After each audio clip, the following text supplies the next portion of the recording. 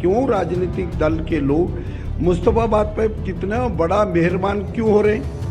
जहां हिंदुओं की आबादी हो, हिंदू वहां रहते हों, तो उसका नाम मुस्तफाबाद की जगह शिवपुरी या शिवबिहार क्यों नहीं हो सकता? निश्चित रूप से लोगों के अंदर, मन के अंदर जिस प्रकार के मुस्तफा के नाम से लोग चिंतित रहते हैं, तो निश्चित रूप से ये काम होना चाहिए, ये मैं करूंगा। मोहन बिष्ट को एमएलए आप बनाओ, उनको बड़ा आदमी बनाने का काम हम करेंगे।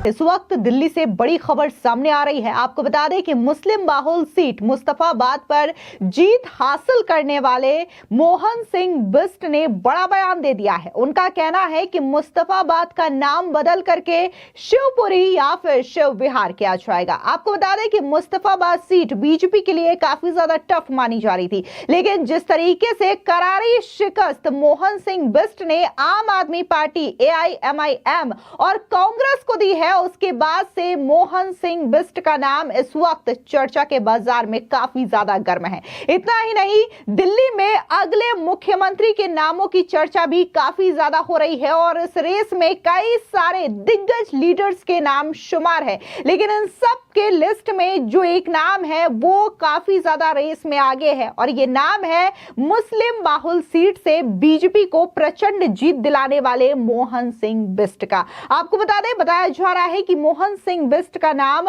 मुख्यमंत्री की रेस में सबसे आगे है। इतना ही नहीं, खुद गृह मंत्री अमित शाह ने उन्हें फोन करके उनके जीत पर बधाई दी है। मोहन सिंह आगे आओ। ये मोहन सिंह जी को हमने करावल नगर से मुस्तफाबाद भेजा है। पार्टी की जिम्मेदारी है।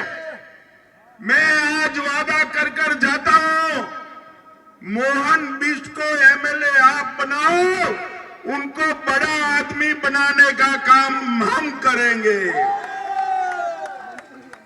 भाइयों बहनों, मैं मोहन जी को जानता हूं। मोहन जी काम करने वाले व्यक्ति है।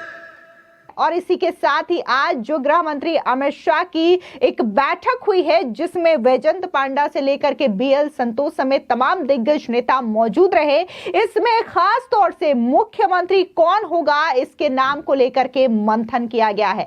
खबर ये आ रही है सूत्रों के मुताबिक कि जल्द ही दिल्ली का अगला CM कौन होगा इसको लेकर के बीजेपी फाइनल मुहर लगा सकती है और जो शपथ ग्रहण समारोह की जो तैयारी है वो प्रधानमंत्री नरेंद्र मोदी के विदेश यात्रा से लौटने के बाद होगी। यानी कि जैसे ही प्रधानमंत्री नरेंद्र मोदी विदेश यात्रा से आएंगे, उसके बाद एक भव्य समारोह रखा जाएगा और बीजेपी का मुख्यमंत्री शपथ ग्रहण करेगा। आपको बता दें कि दिल्ली विधानसभा चुनाव में आम आदमी पार्टी की करारी हार हुई है। उसके मुखिया अरविंद केजरीवाल तक चुनाव हार गए हैं। आम आदमी पार्टी की 10 सालों की सत्ता खत्म हो चुकी है। इसी चुनाव में बीजेपी के एक उम्मीदवार ने मुस्लिम बाहुल इलाके मुस्तफाबाद में पार्टी को जीत दिलाई है। मुस्तफाबाद में बीजेपी उम्मीदवार मोहन सिंह बिष्ट ने न केवल आम आदमी पार्टी, AIMIM और कांग्रेस को भी करारी पटखनी दी है। आपको बता दें कि जीत के बाद उनका बयान भी सामने आया। क्या कुछ मोहन सिंह बिष्ट ने कहा और क्या उन्होंने दावा किया है कि मुस्तफाबाद का नाम बदल करके शिवपुरी या फिर शिवबिहार कर दिया जाएगा। सुनिए। सर, आपको एमएलए से फोन आया है मुख्यमंत्री के लिए, क्या कहेंगे? नहीं, मुझे कोई फोन नहीं आया, ये गलत खबर है। मुझे अभी तक कोई फोन नहीं आया। पार्टी अगर कोई जिम्मेदारी देती है तो कैसे निभाएंगे? हाँ, निश्चित रूप से मेरे 25 सालों का अनुभव है। अनुभव के अनुसार काम करने की क्षमता को देखते हुए काम करने पर मैं विश्वास रखता हूँ। काम करके मैं दिखाऊंगा दिल्ली के लिए।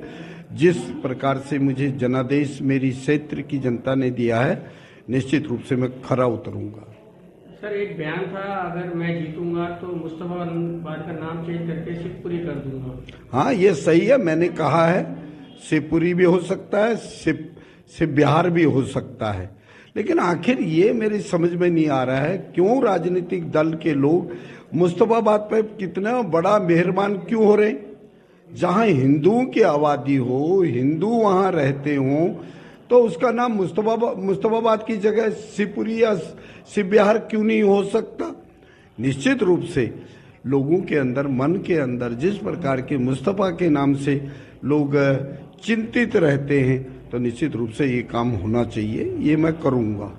सर बात कीजिए, आप पहले करावल नगर से आपको मुस्तफा दिया, कितना डेवलपमेंट अभी काफी सारा यहाँ पर काम करना बाकी है मुस्तफा के अंदर? हाँ, निश्चित रूप से डेवलपमेंट नाम की कोई चीज नहीं है। जहाँ पीने का पानी नहीं हो, सड़कें नहीं हो, स्कूल नहीं हो, पार्क नहीं हो, आने जाने की कोई सुविधा नहीं हो, तो ये हर काम को मैं करने का प्रयास करूंगा। और मेरा पहला लक्ष्य होगा, जिस दिन मैं ओथ ले लूंगा, तो निश्चित रूप से पेरीफेरल लाइन के लिए मैं दिल्ली के गवर्नर साहब से अनुरोध करूंगा, जो आपके बड़े बड़े नाले हैं, इन नालों को सीमित करके, छोटा करके 8 फीट या 10 फीट करके, मान लिया बाकी जो है लैंड है उस पर रोड क्यों नहीं बन सकती है, रोड बनाएंगे, पेरीफेरल रोड तैयार करेंगे या उनको पार्कों में तब्दील करेंगे। ये मैं जरूर करूंगा, ये मैं आपको विश्वास दिलाना चाहता हूँ। अगर पार्टी आपको मुख्यमंत्री बनाती है तो क्या काम करेगी दिल्ली के अंदर? नहीं, दिल्ली की जो भी मूलभूत सुविधाएं हैं, सबसे बड़ा है रोजगार। यहाँ आज तक 1993 से 1998 तक मेरी सरकार थी, चाहे वो बवाना के अंदर हो, नरेला के अंदर हो, कहीं और हो, हमने इंडस्ट्रियल एरिया के लिए लैंड एक्वायर करना, लैंड की व्यवस्था करके यहाँ इंडस्ट्रीज को बसाना, गरीबों के लिए रोजी रोटी रोजगार देना, ये हमारा लक्ष्य है। और दिल्ली के अंदर जिस प्रकार की व्यवस्था, जब बिजली हो, पानी हो, सड़कों का बुरा हाल हो, बहुत सी समस्याएं होंगी जो निश्चित रूप से सामने आकर के खड़ी होंगी, ऐसा मेरा मानना है। आपको बता दें कि न सिर्फ सूत्रों के मुताबिक मोहन सिंह बिष्ट का नाम सबसे आगे इस वक्त सीएम रेस में चल रहा है, बल्कि सोशल मीडिया पर कई सारे ऐसे लोग हैं जो कि ये मांग कर रहे हैं कि मोहन सिंह बिष्ट को मुख्यमंत्री बनाया जाना चाहिए। हालांकि कई जगहों पर उनके स्पीकर बनाए जाने की भी खबर चल रही है, लेकिन फिलहाल अगर हम मुख्यमंत्री पद की रेस की बात करें तो मोहन सिंह बिष्ट का नाम सबसे आगे है। इसके अलावा नई दिल्ली सीट से अरविंद केजरीवाल को करारी शिकस्त देने वाले परवेज साहिब सिंह का भी नाम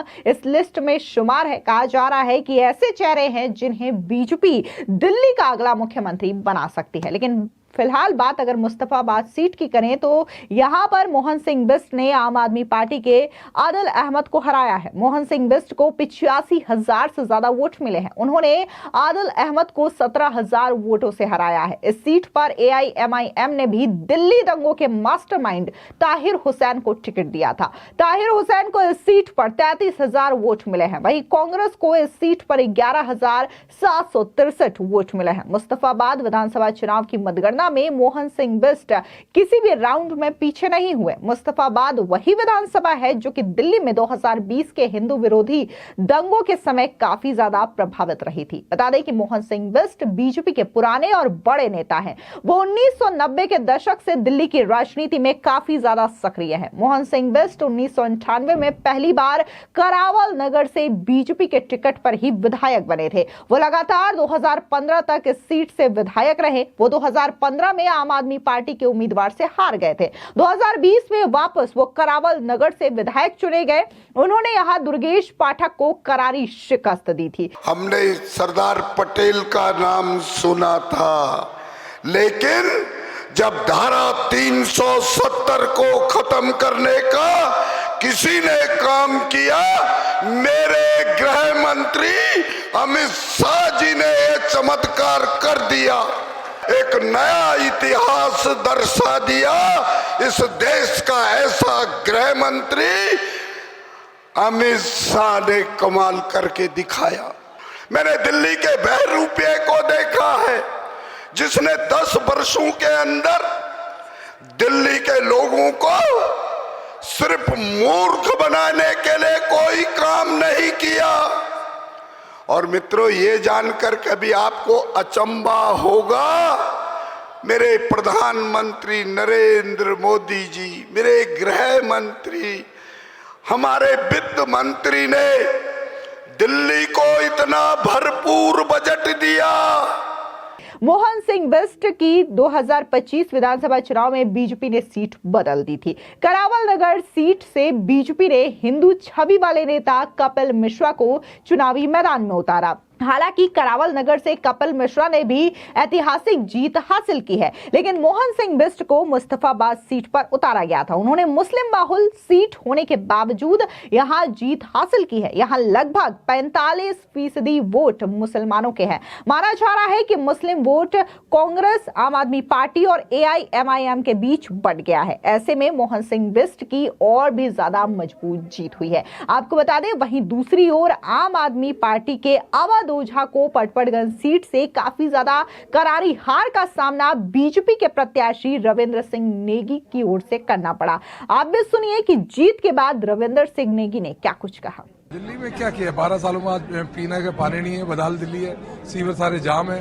प्रधानमंत्री को भी सीवर के बारे में बोलना पड़ा। आप सोचो क्या हालत है दिल्ली की।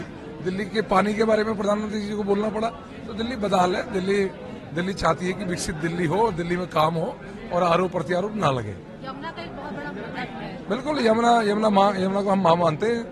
तो इसलिए प्रधानमंत्री जी ने आज भाषण में कहा कि आने वाले समय यमुना को हम साफ करेंगे और बढ़िया बनाएंगे। अब सवाल यह है कि सीएम फेस कौन रहेगा? हमारी पार्टी में जो सर्वदलीय बैठक होती है उसमें तय होगा, सीट से नेतृत्व तय करेंगे।